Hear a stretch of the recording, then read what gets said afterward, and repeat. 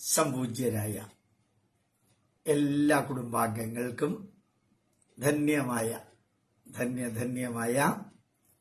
സുപ്രഭാത വന്ദനം, ശുഭദിന പ്രാർത്ഥന. എല്ലാ നന്മകളും നമ്മളുടെ മനസ്സിൽ നിന്ന് ആരംഭിക്കട്ടെ. ഉണർന്നിരിക്കുമ്പോൾ ഉണർന്നിരിക്കുന്നതാണ് മനസ്സ്, ഉറങ്ങുമ്പോൾ ഉറങ്ങുന്നതാണ് മനസ്സ്.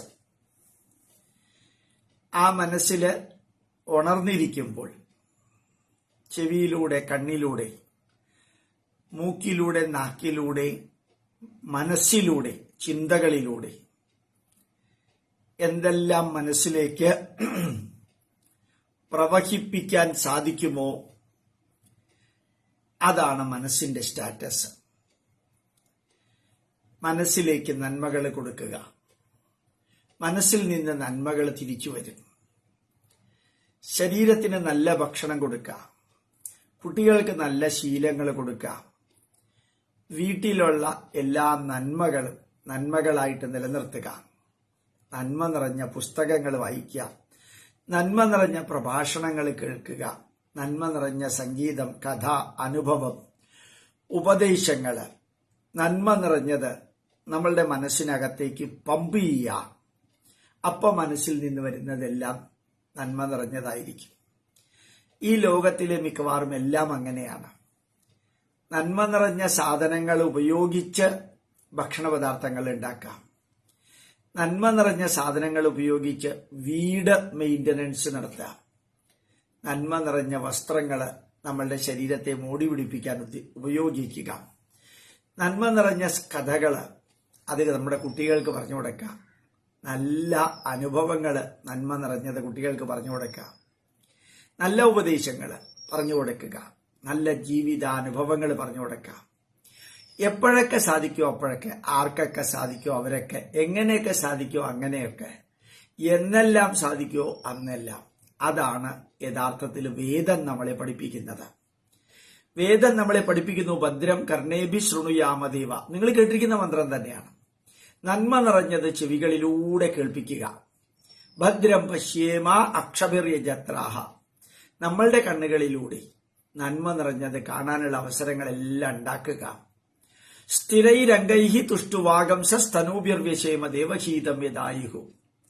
ആരോഗ്യമുള്ള അവയവങ്ങൾ കൊണ്ട് നിർമ്മിച്ചിരിക്കുന്ന ശരീരത്തിന് ആയുസ് കൽപ്പിച്ചിരിക്കുന്നിടത്തോളം കാലം ദേവഹിതങ്ങളായ നന്മ നിറഞ്ഞ പ്രവർത്തികൾ ചെയ്യാനുള്ളൊരു മനോഭാവം ഉണ്ടാക്കുക. അതാണ് സഹനാവവത്, ഒരുമിച്ച് പ്രവർത്തിക്കുക. സഹനൗ ഭുനക്തു, കർമ്മബലം ഒരുമിച്ച് അനുഭവിക്കുക.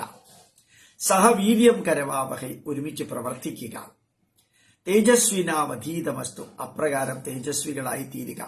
മാ വിദ്വേഷാവഹൈ, വിദ്വേഷം വെച്ചുകൊണ്ടിരുന്നാൽ നശിക്കുന്നത് അവനവൻ തന്നെയാണ്. അതുകൊണ്ട് വിദ്വേഷം വെക്കാത്തൊരവസ്ഥ. സഹനാവവത്, ഒരുമിച്ച് നിലനിന്നുകൊണ്ട് അത് ചെയ്യുക. മാ കശ്ചിത് ദുഃഖഭാഗ് ഭവേത്, നമ്മുടെ കൂട്ടത്തിലോ അല്ലെങ്കിൽ അപ്പുറത്തോ ഉള്ള ഒരുവനും ദുഃഖിക്കുന്ന അവസ്ഥയുണ്ടാകാതിരിക്കാൻ ശ്രദ്ധിക്കുക. കാരണം മറ്റൊരുവന്റെ ദുഃഖം നമുക്കും ദുഃഖമാണ്, മറ്റൊരുവന്റെ വേദന നമുക്കും വേദനയാണ്. മറ്റൊരുവനുണ്ടാകുന്ന അപകടം നമ്മളുടെ ചിന്തയിലും അത് തീർച്ചയായിട്ടും നുഴഞ്ഞു കയറി നമുക്ക് ദുഃഖം ഉണ്ടാക്കും. അപ്പൊ നമ്മളുടെ വേദങ്ങൾ പ്രായോഗിക പ്രാർത്ഥനയിലൂടെ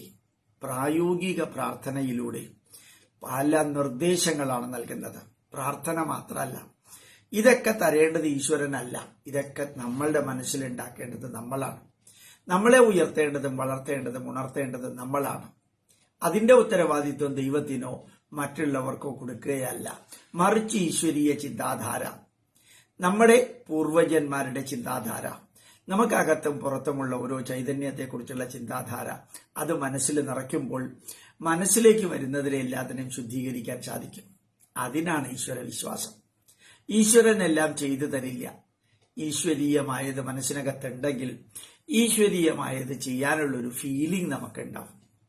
അതാണ് വേദപ്രാർത്ഥനകൾ മുഴുവനും ഇന്ദ്രനോടും ചന്ദ്രനോടും അല്ലെങ്കിൽ ശിവനോടും മഹാദേവനോടും വൈശ്വാനരനോടും അഗ്നിയോടും സൂര്യനോടും എല്ലാം നമ്മൾ പ്രാർത്ഥിക്കുമ്പോൾ അവരെല്ലാം വന്ന് നമ്മളുടെ എല്ലാ പ്രശ്നങ്ങളും പരിഹരിച്ചു തരും എന്ന് വേദത്തിൽ പറഞ്ഞിട്ടില്ല.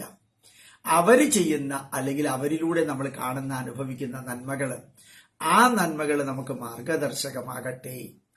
ആ നന്മകൾ നമുക്ക് മാർഗദർശകമാകട്ടെ. അതാണ് നമ്മളുടെ ജീവിതത്തിൽ വേദം നമ്മളെ അറിയിക്കുന്നത്. സുപ്രഭാത വന്ദനം. ശുഭദിന.